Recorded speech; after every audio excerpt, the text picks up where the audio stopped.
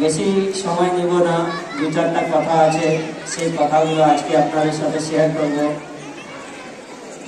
আপনারা সবাই জানেন জীবনে বাঁচার জন্যে ফুডের কত দরকার হয়, খাবারের দরকার কত হয় বাঁচার জন্য সবাই জানেন।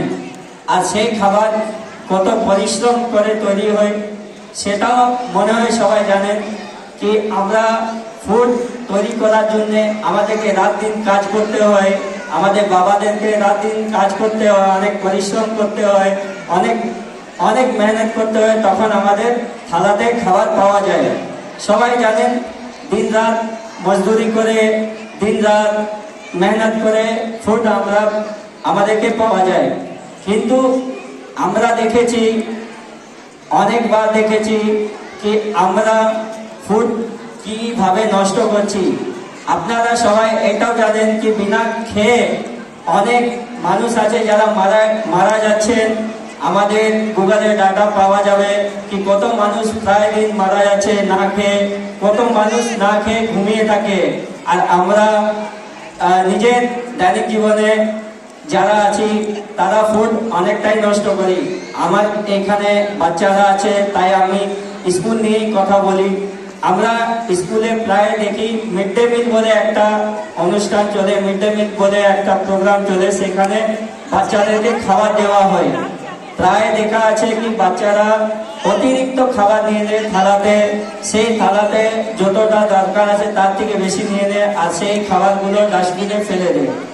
ডাস্টবিন থেকে সেই খাবারগুলো নালাতে চলে যাচ্ছে। যদি ডাস্টবিনে না যেত, সেই খাবার যদি বাচ্চাটা যতটা দরকার থাকতো ততটাই নিত, তাহলে ওই খাবারটা আরো একটা মানুষ খেতে পারত। তো তাই প্রায় এখন বিয়ে বাড়ি অন্নপ্রাশনের সময় চলছে, আমরা প্রায় দেখা যায়। আমি দুটিটা কোশ্চেন করবো আপনাদের সাথে, যদি আপনারা কমপ্লিট করেন। সবাই তো বিয়ে বাড়ি যান, ইয়াস তো যান। তো প্রায় দেখা যায় কি আমাদের থালাতে আমরা বুফে সিস্টেম থাকে, আমরা যাইলে লাইনে অনেকটা ভাত ডাল সবজি সব কিছু থালাতে ভর্তি করে সাজিয়ে দিই। Yes no? Yes no? Yes. তারপরে ওই খাবারটা কি হয়, পেটে খিদা না থাকলে সেই খাবারটা আমরা কি করি, সেই খাবারটা হয়তো থালাতে ছেড়ে দিই, না হলে ডাস্টবিনে ফেলে দিই, এটাই তো।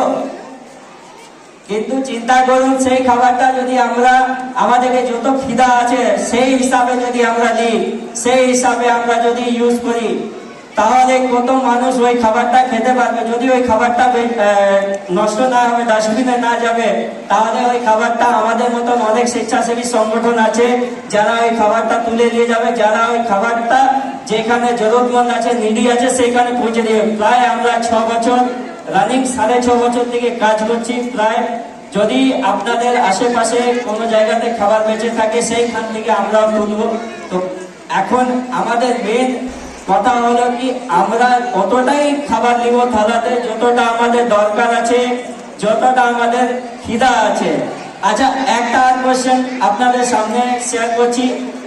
সবাই নিজের পয়সা দিয়ে যদি মার্কেট থেকে একটা চাট কিনেন, 10 টাকা চাট কিনেন, মনে পাতাটা পুছে নিয়ে খেয়ে থাকেন কি নাই? ইয়াস জানো? ইয়াস জানো? কিন্তু প্রায় দেখা যায় অন্নপ্রাশন বিয়ে বাড়িতে আমরা যাই, তখন আমরা ওই ফ্রি খাবার মনে করে ওই খাবারটা বেশি করে তুলে থালায় দিয়ে দিই, আর তারপর ওইগুলো নষ্ট করে দিই। তো তাই আমার একটাই রিকোয়েস্ট আছে আপনাদের সামনে, আজ থেকে আমরা যারাই আছি, যারাই নষ্ট করছি, আজ থেকে আমরা নিজের লাইফ স্টাইলটা চেঞ্জ করবো। আমাদের যতটা দরকার ফুড ততটাই নিব, যতটা আমাদের খিদে আছে ততটাই নিব। প্রায় দেখা যায় কি আমরা নিজেরা যদি নিজের জীবনে, যদি গার্জেনরা নিজেদের জীবনে যদি এইরকম চেঞ্জেস আনেন, তাহলে বাচ্চারাও শিখবে। কেন কি আমাদের কাছ থেকে বাচ্চারা শিখে। তো আমি প্রায় এখন চেষ্টা করছি স্কুলগুলোতেও ভিজিট করার জন্য। আগামী দিন আমরা প্রায় স্কুলগুলোতে যাবো মিড ডে মিল নিয়ে, কেন কি অনেকটাই মিড ডে মিল আমরা দেখছি বাচ্চাগুলো নষ্ট করছে।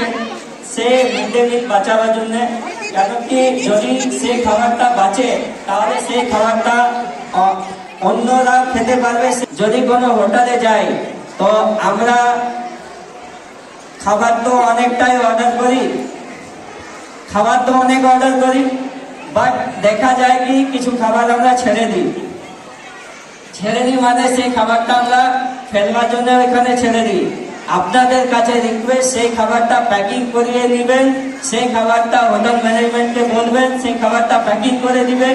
সেই খাবারটা আপনি রাস্তায় যেখানে যাচ্ছেন হাঁটতে দেখবেন রাস্তায় ফুটপাতে অনেক মানুষ পড়ে থাকে, সেই দুস্থ মানুষগুলোকে দিয়ে দেবেন। সেই খাবারটাও এখানে ছাড়বেন না, সেই খাবারটাও নষ্ট করবেন না। তাতে অনেক মানুষকে আমরা বাঁচাতে পারবো, অনেক মানুষ তাতে উপকৃত হবে। আমার সাথে আমাদের দাদা আছে, সিনিয়র দাদাও দুটো কথা বলবে ফুড নিয়ে। আমি ওনাকে মাইক তুলে দিচ্ছি। যে কোনো সংস্থার পরিচয় তার নামই পাওয়া যায়। অতএব আপনারা সবাই বুঝতেই পারছেন, রুটি ব্যাংক অর্থাৎ আমরা খাবার নিয়ে কাজ করি। অন্ন, বস্ত্র, বাসস্থান, একটা মানুষের বেঁচে থাকার জন্য এই তিনটি মৌলিক উপাদান অবশ্যই প্রয়োজন, যার মধ্যে সব থেকে প্রথমে আসে অন্ন। আমরা সেই অন্ন আমরা চেষ্টা করে যাচ্ছি। 2017 সালের 4 মাস থেকে পুরুলিয়াতে এই রুটি ব্যাংকের পথ চলা শুরু হয়, এবং যেটা আমরা গর্বের সঙ্গে বলে থাকি বারবার, যে এই রুটি ব্যাংক এমন একটা সংস্থা যা 2017 সালের 4 মার্চে শুরু হওয়ার